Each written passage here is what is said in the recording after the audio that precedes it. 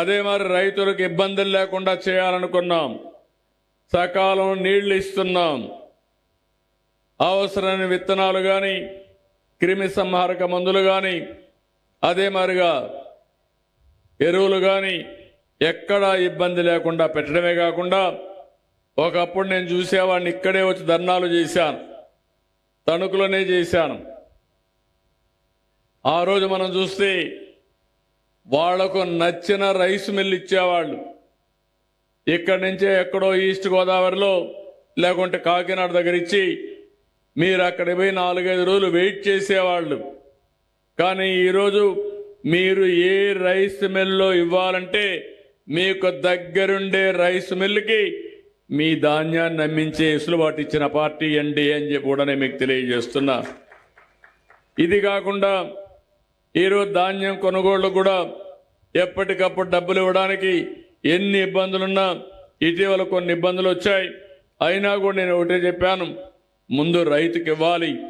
ఇవ్వడానికి అన్ని విధాల శ్రీకారం చుట్టి ధాన్యం ఇచ్చిన వెంటనే మీ డబ్బులు మీ అకౌంట్లో వేసే బాధ్యత కూడా తీసుకుంటున్నాం. మొన్నే ఇన్పుట్ సబ్సిడీ వస్తే ఇక్కడే మంత్రులు ఇద్దరు చెప్పిన తర్వాత ఆ ఇన్పుట్ సబ్సిడీ కూడా మీ అకౌంట్లో వేసావని చెప్పి కూడా నేను మీకు తెలియజేస్తున్నా. కేంద్రం ఈరోజు అన్నదాత సుఖీభవ కింద కేంద్రం డబ్బులు వేస్తున్నారు. ఈ నెలలోనే వేస్తారు. నేను ఒకే మాట చెప్పాను, 20,000 రూపాయలు అన్నదాతకి ఇచ్చే బాధ్యత కేంద్రం రాష్ట్రం కలిసి ఇచ్చే బాధ్యత నాదని చెప్పాను. మాట నిలబెట్టుకుంటాం. ఇప్పటి నుంచి కేంద్రంతో సమానంగా మీ అకౌంట్లో డబ్బులు వేసే బాధ్యత మాదని మరొక్కసారి హామీ ఇస్తున్నా. నేను ఆ రోజు ఒకే మాట చెప్పాను, సూపర్ 6 అన్నాం. అవన్నిటి కూడా కట్టుబడి ఉన్నాం. అన్నా క్యాంటీన్లు మళ్ళీ ప్రారంభించాం. 203 అన్నా క్యాంటీన్లు ఇస్తున్నాం. మా ఆడబిడ్డలకి నేనే దీపం పెట్టాను, వంట గ్యాస్ ఇచ్చాను. నా తల్లి కష్టాలు పడింది. అలాంటి కష్టాలు నా ఆడబిడ్డలకు రాకూడదని దేశంలోనే మొట్టమొదటిసారిగా వంట గ్యాస్ ఇచ్చిన పార్టీ, సిలిండర్లు ఇచ్చిన పార్టీ తెలుగుదేశం పార్టీ. ఆ రోజు అది గుర్తుపెట్టుకొని ఇటీవల కాలంలో ధరలు పెరిగాయి. వంట గ్యాస్ వాడడం మానేశారు. అందుకే నేను హామీ ఇచ్చా, సంవత్సరానికి 3 సిలిండర్లు ఉచితంగా ఇస్తానని ఇచ్చిన మాట నిలబెట్టుకున్న ప్రభుత్వం ఎన్డీఏ ప్రభుత్వం అని చెప్పి కూడా నేను మీకు తెలియజేస్తున్నా.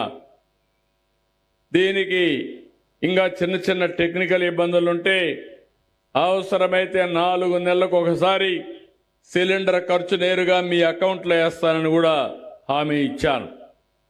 మొన్నే మీరు చూశారు, తల్లికి వందనం.